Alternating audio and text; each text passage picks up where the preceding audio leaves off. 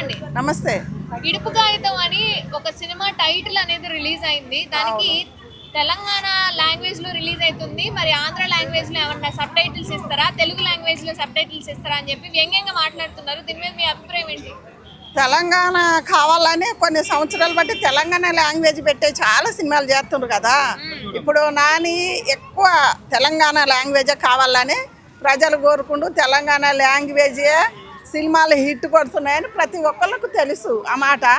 ఇప్పుడు అది ఇడుపు కాగితం అంటే ఒకప్పుడు పెద్ద మనుషుల్లో కూర్చొని దాన్ని అలా బతబారి పడకుంటే వైట్ పేపర్ల మీద కాగితాలు రాసి సంతకాలు పెట్టేది ఇడుపు కాగితం అప్పుడు. ఇప్పుడు కోర్టు నుంచి ఏమొచ్చిందంటే ఇడాకులు అని కోర్టు వారు ఇప్పుడు ఇలా పేరు పెట్టిండ్రు. ఇడాకులు అని తీసినాక దానికి మీనింగ్ తెలియదు. ఆంధ్ర వాళ్ళకి అర్థం కాలేదంటే మరి తమిళం సినిమాలు చూస్తారు కదా అర్థం కాకుండా, హిందీ సినిమాలు చూస్తారు కదా అర్థం కాకుండా, ఎన్నో భాషల్లో కూడా మీరు చూస్తారు కదా. అచ్చమైన తెలంగాణ అచ్చమైన లాంగ్వేజ్లో అర్థం కాదంటే ఏమన్నా ఉందా ఇది? ఎందుకంటే ఆయన హీరో కూడా మన తెలంగాణ, ఆయన అమ్మాయి కూడా తెలంగాణ. ఎందుకు అర్థం కాదు? ఎందుకంటే వాళ్ళ స్టోరీ ఏం పెట్టాడో మనకు కరెక్ట్గా తెలియదు, కానీ అన్నీ అర్థమవుతుంది. ఎందుకంటే మన తెలంగాణలో మరి వీళ్ళని వాళ్ళ ఆంధ్ర వాళ్ళు అంటారంటే అనకూడదు కదా. తెలంగాణ కానీ వాళ్ళు ఏది నచ్చితే అది ఆ భాషలో సినిమాలు తీస్తారు. ఇప్పుడు కొన్ని లాంగ్వేజ్ ఏం పెడతారు, శ్రీకాకుళం భాష పెడతారు, కొన్ని భాష ఆంధ్ర. మన తెలంగాణ లాంగ్వేజ్ కావాలని చాలామంది కోరుకుంటున్నారు. తెలంగాణ రాని వాళ్ళని తీసి పక్కకి వేస్తున్నారు. మరి అదెట్టా? ఎందుకంటే అన్ని భాషలలో చూస్తారు కానీ మరి తెలంగాణ ఎందుకు అర్థం కావట్లే? తెలంగాణలో సినిమాలు చూసుకుంటా తెలంగాణనే కౌంటర్ చేయటం అది నచ్చలేదు కదా. అదే అంటున్నా, బలగంలో అయితే అచ్చం తెలంగాణ లాంగ్వేజే. మరి బలగం ఇటు కొట్టిండుగా వేణు మన దేశపడే అనుకో. మరి బలగం అంత మంచిగా నచ్చినందుకు మరి ఇదెందుకు నచ్చటంలే? ఇడుపు కాగితం అని ఇడాకులు అనుకుంటా ఇడుపు కాగితం అని ఆయన టైటిల్ పెట్టిండు. ఇడుపు కాగితం అంటే కూడా కొంతమంది కంటే తెలియదట. ఇప్పుడు మీకు తెలియదు కావచ్చు, ఇప్పుడు మాలాంటి ఏజ్ వాళ్ళకు తెలుసు కదా ఆ సినిమా. ఒకప్పుడు పెద్ద మనుషుల కూర్చొని ఏదైనా మాట్లాడుకున్నారు.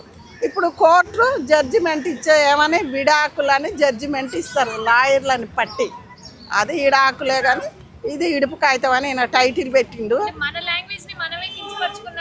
అసలు బాగలేదు. ఇప్పుడు ప్రతి ఒక్కళ్ళు అదే అంటారు, మన లాంగ్వేజ్ని మనదే బాగలేదంటే ఇంకా ఎందుకు మరి? మన వాళ్ళందరూ తెలంగాణ వాళ్ళందరూ నోరు తెరితే వీళ్ళందరూ పోయి ఏడ ఉండాలి. కాకపోతే మనం వాళ్ళకి మనకు తేడా ఉంది. మనం అంటే అందు గురించే ఆ సినిమా మంచి టైటిల్ పెట్టి వాళ్ళంతా తెలంగాణ వాళ్ళు కష్టపడి తీసిండ్రు కాబట్టి మీరు ఏదన్నా ఉంటే డైరెక్ట్ అన్నాడు. కానీ తెలంగాణ లాంగ్వేజ్ని ఎవరన్నా అంటే మాత్రం ఊరుకునేదే లేదు ఇక్కడ. ఇది నేను చెప్తాను, పక్కగా చెప్తాను. తెలంగాణ లాంగ్వేజ్ గురించి కౌంటర్లు వేసి బాగలేదంటే ఊరుకోము. ఈ నుంచి పారిపోయిన దాకా ఇంకా చూస్తాం మేము కూడా. ఎందుకంటే మేము అట్లా వేరువేరుగా మాట్లాడతలేదు కదా. మరి మీరెందుకు మాట్లాడతారు? మాట్లాడకూడదు కదా. ఇన్ని సినిమాలు ఇప్పుడు దసరా సినిమా లాంగ్వేజ్ ఏంటది? మొత్తం ఇల్లెందుకు కొత్తగూడెం లాంగ్వేజ్ అది బొగ్గుబాయి గనులు. మరి అది కూడా అదే కదా, బలగం కూడా అదే కదా.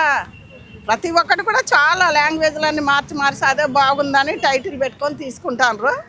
మీరు డైరెక్ట్ అనేది అంటే విమర్శించగానే తెలంగాణ లాంగ్వేజ్ మీద మీరు విమర్శగా మాట్లాడకూడదు. దాని గురించి కించపరచొద్దని ప్రతి ఒక్కళ్ళతో నేను ఇదే మాట చెప్తున్నా. అలా మాట్లాడకూడదు. ఎందుకంటే తెలంగాణలో తెలంగాణ లాంగ్వేజ్ మీద దెబ్బ కొట్టినట్టే కదా. ఇప్పుడు పెద్ద వాళ్ళు ఉంటారు అనుకో, వాళ్ళు కూడా ఏదో అనుకుంటారు కదా. ఇప్పటికే మనకు ఘర్షణలు జరుగుతున్నాయి కొన్ని. దాని మీద అనుకోకుండా మంచిగా దాన్ని సామరస్యంగా ఎప్పటిలాగా సినిమాలు ఎట్లా చేస్తున్నాం అలానే చేసుకొని ఉండాలని కోరుకుంటున్నాం. చాలా నమస్కారం అండి. నమస్కారం. సుకుమార్ గారి రైటింగ్స్ లో ఇప్పుడు ఇడుపు కాగితం అనే టైటిల్ ఒకటి రిలీజ్ అవ్వడం జరిగింది. దాని మీద చాలా కాంట్రవర్సీ అవుతుంది. దానికి తెలుగు సబ్ టైటిల్స్ కావాలి అని చెప్పి. మరి మన తెలంగాణని మన యాసని మనం కించపరుచుకున్న వాళ్ళం అవుతాం కదా. తెలుగుని మన తెలుగు మన యాస మన భాష అది కించపరుచుకున్నాం అనేది మన ఇండస్ట్రీ ఉంది. ఆంధ్ర తెలంగాణలో ఇండస్ట్రీ ఉంది ఆల్రెడీ. దీన్ని ఎందుకు కించపరుచుకుంటాం మనము? దానికి సంబంధించి ఫోటోగ్రఫీ సినిమా డైరెక్టర్ ఉన్నారు, మన మంత్రి గారు ఉన్నారు. ఇప్పుడు బలగం సినిమా తీయలేదా? బలగం సినిమా ఎవరిది? అది తెలంగాణ వాదే కదా. ఎంత బంపర్ హిట్. ఇన్ని ఇండస్ట్రీలో 126 వచ్చిన అవార్డులు ఏ సినిమా ఉంది? ఏ సినిమా నన్ను ఉందా? అలాంటి భాషను మనము కించపరుచుకుంటామా? అది ఏదో వాళ్ళు కాంట్రవర్సీ చేస్తున్నంత మాత్రాన కాదు, బ్రహ్మాండమైన హిట్ అవుతుంది. ఇది యాస భాష. ఇడుపు కాగితం అంటే ఆ రోజుల్లో పెద్దలు రాసుకున్నది, ఇద్దరి మధ్యన రాసుకున్నది అది ఇడుపు కాగితం అనేది. ఈరోజు మనకు డైరెక్టర్ గారు మన ముందు తీసుకొస్తున్నాడు. ఇడుపు కాగితం అంటే ఎలా ఉంటుంది, ఇది ఏంది, ఎవరికి తెలియని యాస భాషను ముందుకు తీసుకొచ్చి చూపిస్తున్నాడు. రేపు ప్రజలకు తెలుస్తుంది, ఓ ఇలా ఉంటుందా ఇడుపు కాగితం అంటే, ఎలా రాస్తారు అనే స్టోరీ దాని మీద నడుస్తుంది.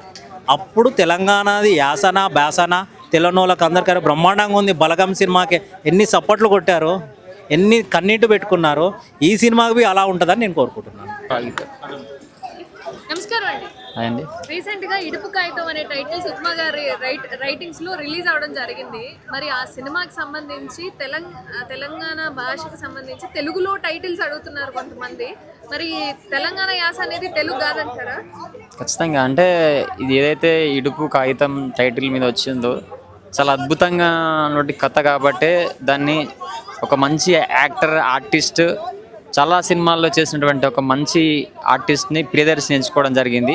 ఆ కథకి ఎవరైతే సూటబుల్ అవుతారో, సో తెలంగాణ స్లాంగ్లో తెలంగాణ యాస భాష సంబంధించినటువంటి గతంలో మనం చిన్న సినిమాగా వచ్చి పెద్ద హిట్గా ఇంటర్నేషనల్ అవార్డ్స్తో పాటు చాలా అవార్డ్స్ తీసుకొచ్చి మనం బలగం వేణుకి ఎంత పెద్ద హిట్స్ అవార్డ్స్ తీసుకొచ్చాయో మనం చూసాము. సో ఈ ఇడుపు కాగితం కూడా చాలా అలాంటి స్టోరీ కాబట్టి చాలా ఆ యొక్క స్టోరీకి హీరోయిన్ చాలా అద్భుతమైన ఒక పల్లెటూరు వాతావరణంలో ఉన్నటువంటి ఒక హీరోయిన్ కావాలి కాబట్టి ఆ కథకు తగ్గట్టు కూడా చాలా క్లాసికల్ డ్యాన్స్, చాలా డ్యాన్స్ మీద పట్టున్నటువంటి ఒక మంచి ప్యూర్ న్యాచురల్ ఒక అమ్మాయిని తీసుకోవడం జరిగింది. సో ఆమె కూడా చాలా మరి యూట్యూబ్లో చాలా సాంగ్స్ చేసి ఫేమ్ అయినటువంటి అలాంటి వారికి ఒక మంచి ఆపర్చునిటీ ఇస్తే చాలా కెరియర్ కూడా చాలా బాగుంటుంది. సో ఫ్యూచర్లో కూడా మంచి మంచి సినిమాలు చేసి అమ్మకు కూడా సో ఇటు ఏదైతే కెరియర్ ఎంచుకున్నారో చాలా అద్భుతంగా ఉంటుంది.